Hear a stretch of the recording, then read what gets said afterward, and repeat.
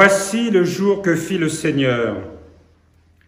Rappelez-vous l'état du monde à l'origine. Les ténèbres étaient sur l'abîme et l'Esprit de Dieu planait sur les eaux.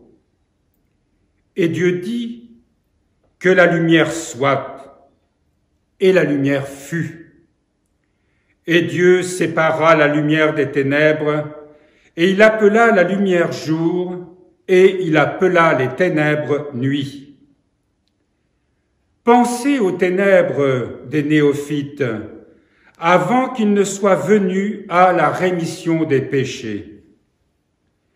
Les ténèbres étaient donc sur l'abîme avant que leurs péchés ne soient remis. Mais l'Esprit de Dieu planait sur les eaux.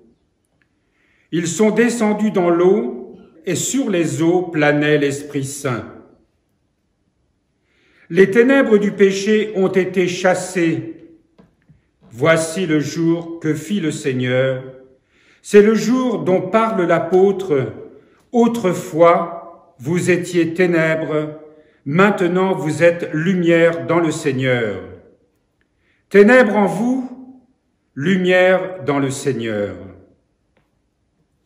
Saint Augustin nous rappelle combien nous avons reçu par le baptême cette lumière.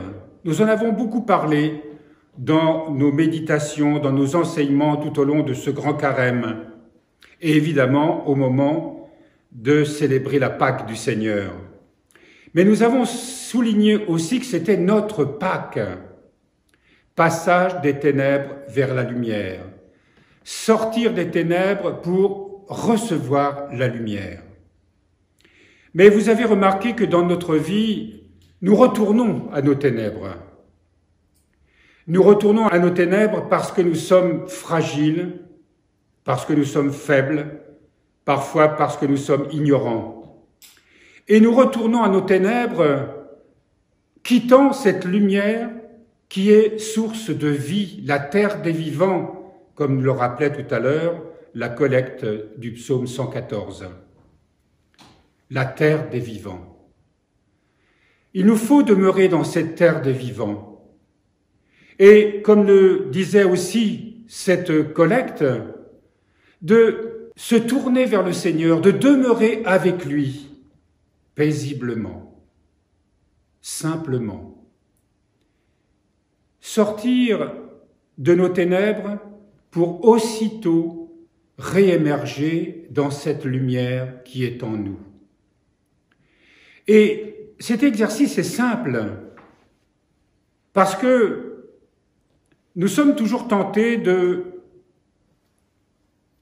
raisonner, de comprendre, dans une agitation intellectuelle, émotive, sentimentale, alors qu'il suffit, parce que nous avons reçu le baptême, de revenir vers lui et de nous laisser saisir à nouveau par cette lumière qui nous conduit peu à peu à une vraie transformation.